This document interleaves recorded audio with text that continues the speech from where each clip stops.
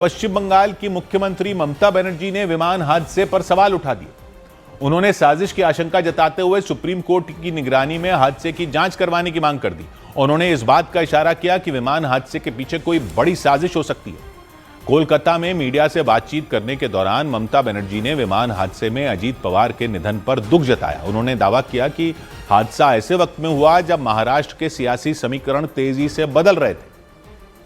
Somebody from other party, they gave a statement that Ajit Pawar is willing to leave the BJP.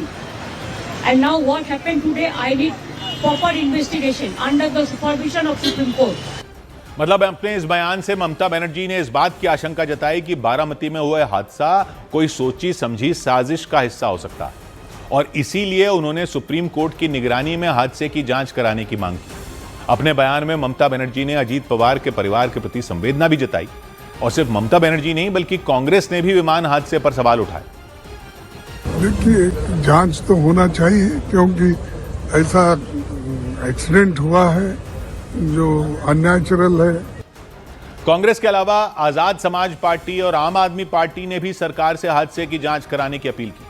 Samajwadi party के नेता ST Hasan ने तो हादसे के पीछे साजिश की आशंका जताते हुए जांच की मांग की। एक एंगल ये भी देखा जाता है कि किसी ने कराया तो नहीं, कोई साजिश तो नहीं।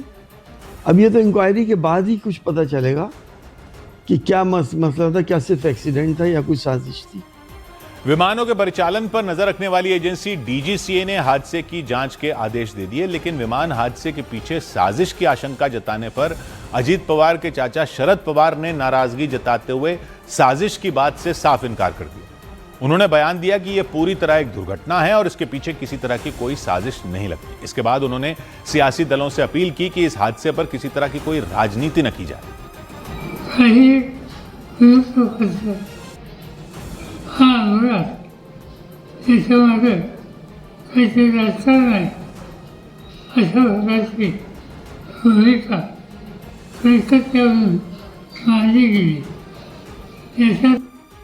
अपने बयान में शरद पवार ने भतीजे और महाराष्ट्र के डिप्टी सीएम अजीत पवार के निधन को महाराष्ट्र के लिए बड़ा नुकसान बताया। इधर महाराष्ट्र के डिप्टी सीएम अजीत पवार के निधन के बाद उनका चुनावी नतीजों के बाद का एक बयान सोशल मीडिया पर वायरल हो गया। साल 2024 में हुए महाराष्ट्र के विधानसभा चुनाव के बाद उन्होंने एक प्रेस कॉन्फ्रेंस के दौरान वो बयान दिया था। उनके बयान पर वहां मौजूद मुख्यमंत्री देवेंद्र फडणवीस और उप मुख्यमंत्री एकनाथ शिंदे ठहाके लगाकर हंसते दिखे थे और उनके निधन के बाद उनका वो बयान एक बार फिर चर्चा में आ गया। साल 2024 में महाराष्ट्र में हुए विधानसभा चुनाव के नतीजों के बाद एक प्रेस कॉन्फ्रेंस चल रही थी। वहां उनके साथ देवेंद्र फडणवीस और एकनाथ शिंदे भी मौजूद थे। इसी बीच न्यूज 18 के एक पत्रकार ने शपथ ग्रहण को लेकर एक सवाल पूछा था। सर, कल देवेंद्र फडणवीस जी सीएम पद की शपथ ले रहे हैं, क्या आप और अजीत पवार साहब भी कल डिप्टी सीएम पद की शपथ लेंगे? अरे भैया, अभी तो कहा, देवेंद्र जी ने भी कहा, मैं भी कह रहा हूँ, रुको थोड़ा, अभी शाम तक रुको, अभी कल शपथ ली है ना, उनका समझ में आएगा। मैं तो लेने वाला हूँ। न्यूज 18 के पत्रकार के सवाल पर अजीत पवार ने अपने हल्के फुल्के अंदाज में जवाब दिया था और हंसते हुए उन्होंने महाराष्ट्र के उप मुख्यमंत्री पद की शपथ लेने की बात कह दी थी। वहां उनके शपथ लेने की बात कहते ही देवेंद्र फडणवीस और एकनाथ शिंदे ठहाके लगाकर हंस पड़े थे। इसके बाद तो वहां मौजूद एकनाथ शिंदे ने भी चुटकी लेते हुए बयान दिया था कि अजीत पवार कई बार शपथ ले चुके हैं और इस पर वो हंसते नजर आए थे। दादा को अनुभव है, दोपहर शाम को भी लेने का और सुबह भी लेने का।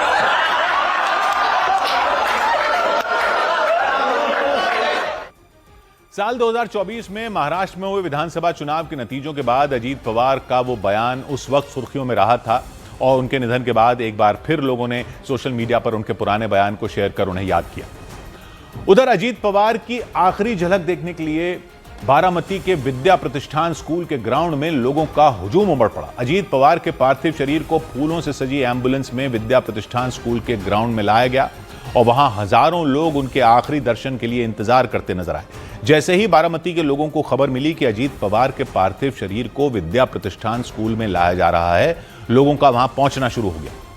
देखेंगे कि तो लोग इंतजार कर रहे हैं अपने नेता के अंतिम दर्शन करने के लिए, आखिरी दर्शन करने के लिए। और इस दौरान उस ग्राउंड में अजीत पवार अमर रहे के नारे भी लगाए गए। अजीत पवार का राजकीय सम्मान के साथ अंतिम संस्कार होगा।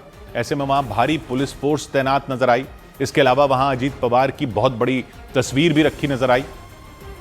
इधर मौनी अमावस्या से माघ मेले में धरने पर बैठे शंकराचार्य अविमुक्तेश्वरानंद बिना स्नान के काशी लौट गए। शंकराचार्य स्वामी अविमुक्तेश्वरानंद ने प्रयागराज माघ मेला छोड़ दिया, वो काशी के लिए रवाना हो गए।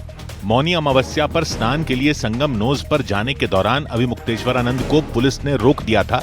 उस घटना के विरोध में वो धरने पर बैठ गए थे। विदेश मंत्री डॉक्टर एस जयशंकर अगले हफ्ते अमेरिका के दौरे पर जाएंगे। वो 4 फरवरी को वॉशिंगटन डीसी में क्रिटिकल मिनरल्स की मंत्री स्तरीय बैठक में हिस्सा लेंगे। इस बैठक की मेजबानी अमेरिका के विदेश मंत्री मार्को रूबियो करेंगे। दिल्ली के रोहिणी में पुलिस ने मुठभेड़ के बाद 3 बदमाशों को गिरफ्तार करने का दावा किया। अधिकारियों के मुताबिक तीनों बदमाशों ने पुलिस से बचने के लिए उन पर गोलियां चलाईं और फिर जवाबी कार्रवाई में वो घायल हो गए। बाद में उन्हें अस्पताल में भर्ती कराया गया।